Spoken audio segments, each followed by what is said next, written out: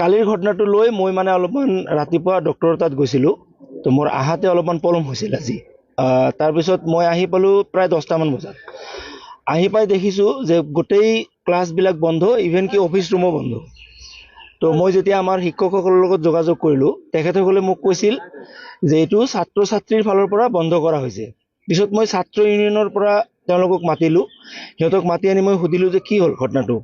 ইহঁতে কৈছে, ছাৰ কালি যোনটো ঘটনা হৈছে সেই ঘটনাটোৰ প্ৰতিবাদত আৰু ইয়াৰ ভিতৰত থকা মানুহখিনিক যাতে প্ৰশাসনে অতি সোনকালে কৰায়ত্ব কৰে তাৰ দাবীত আজিৰ পৰা অনিৰ্দিষ্ট কাললৈ সিহঁতে স্কুল বন্ধ ঘোষণা কৰিছে, মানে ষ্ট্ৰাইক। এতিয়া আমি আলোচনাত আছোঁ সিহঁতৰ লগত, যদি সিহঁতে আমাৰ আলোচনাত মান্তি হয় হয়তো আমি অনতিপলমে স্কুলখন খোলাৰ ব্যৱস্থা কৰিম। আচলতে কালিৰ ঘটনাটো কি হৈছিল? চাওক, আমি এটা মিটিং আমাৰ হৈছিলে। মিটিংখন হৈছিলে যোৱা মাহৰ 20 তাৰিখত, মাৰ্চৰ 24 তাৰিখত। সিদিনাখন আমি গাৰ্জিয়ান মিট কৰিছিলোঁ। সেই গাৰ্জিয়ান মিটিঙত আমাৰ এটা প্ৰস্তাৱ লোৱা হৈছিলে যে এইবেলি স্কুলত প্ৰত্যেকটো ল'ৰা ছোৱালীৰ কাৰণে জোতা, মোজা, টাই, বেল্ট আৰু ফিতা, ছোৱালীবিলাকৰ কাৰণে সেইকেইটা বস্তু স্কুলৰ পৰা দিয়া হ'ব। লগতে আমাৰ বিদ্যালয়ত শিক্ষক একেবাৰে কম, প্ৰায় 1000 ছাত্ৰ ছাত্ৰী আছে, কিন্তু 12জন মাত্ৰ শিক্ষক। গতিকে দুটামান শিক্ষক আমি আমাৰ নিজাববীয়াকে ৰাখিব লাগে ইয়াতে। আৰু অলৰেডি আমাৰ 2জন শিক্ষক কিন্তু আছে, আৰু 2জন ৰাখিব লাগে, মানে 4জন কৰিব লাগে।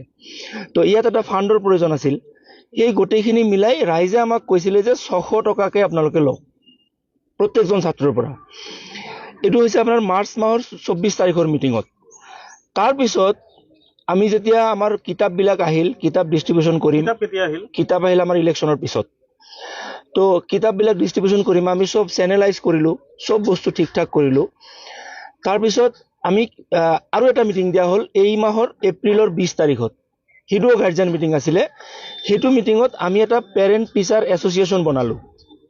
যিহেতু আমাৰ স্কুলত SMDC নাই, SMDCৰ সভাপতি হিচাপে বিদ্যালয়সমূহৰ পৰিদৰ্শক চিৰাং জিলাৰ মাননীয় বিজয় বৈষ্ণৱ চাহাবে তেখেতে ইয়াতে কৰ্মৰত হৈ আছে। তো আমি পেৰেণ্ট টিচাৰ এছ'চিয়েশ্যন বনাইছোঁ, য'ত 40জন টোটাল মানুহ আছে আৰু প্ৰিন্সিপাল মিলি 41জনীয়া কমিটি। সেইটো কমিটি আমি ক্লাছ ৱাইজ ডিভাইড কৰিছোঁ। প্ৰত্যেকটো ক্লাছতে 4জনকৈ মানুহ ৰখা হৈছে, এজন শিক্ষক আৰু 3জন মানুহ, 2জন সংগঠন। আমাৰ ইয়াতে 2টা জাতীয় সংগঠন আছে, আমচু আৰু এবি আমচু, তেওঁলোকৰ ফালৰ পৰা এটা ৰিপ্ৰেজেণ্টেটিভ আৰু লোকেল গাৰ্জিয়ানৰ পৰা এজন ৰিপ্ৰেজেণ্টেটিভ। সেই 4জনক লৈ প্ৰত্যেকটো ক্লাছ ৱাইজ 4জনীয়া কমিটি হৈছে, মুঠ 40জন আৰু প্ৰিন্সিপাল 1জন, 41জনীয়া কমিটি। তেওঁলোকৰ হাতেদি আমি পইচাবিলাক লৈ আছিলোঁ 500 টকাকৈ। আৰু সেই এই 20 তাৰিখৰ মিটিঙত 600 টকাৰ পৰা চবে মিলি ক'লে কি জানা, 600 টকাটো বেছি হয়, আমি 500 টকা কৰোঁ। আমি 500 টকা কৰিলোঁ।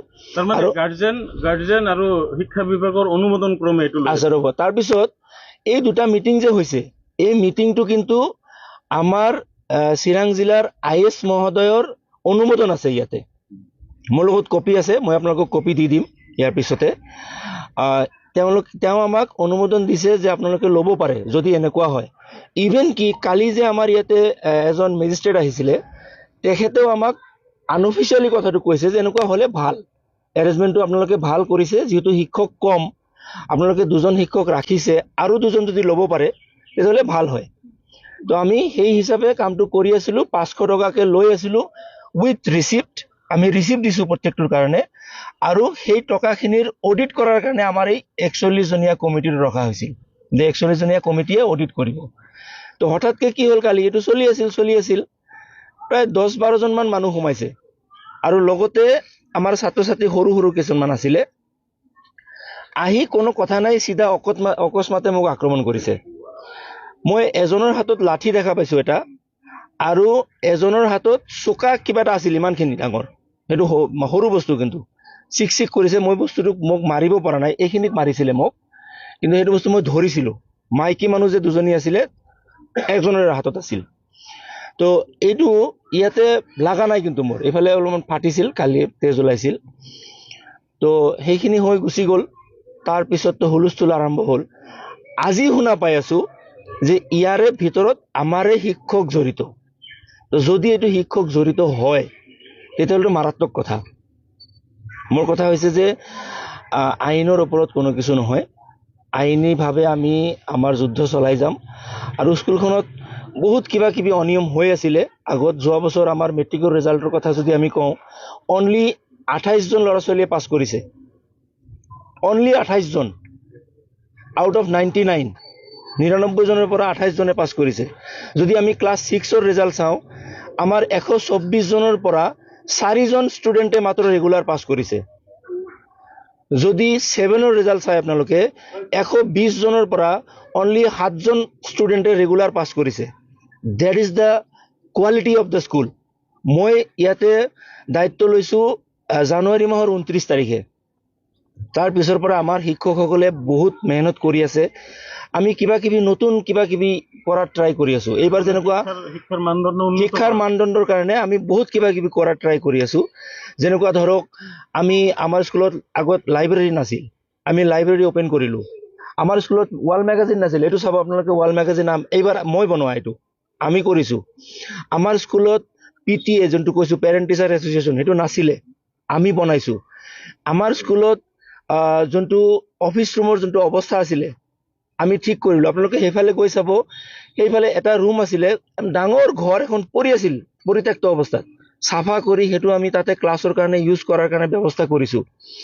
তো এনেকুৱা কিছুমান কাম কৰা হৈছে, আৰু কিছুমান কাম আমাৰ ভৱিষ্যতে আছে, আমি এইখিনি কৰিম।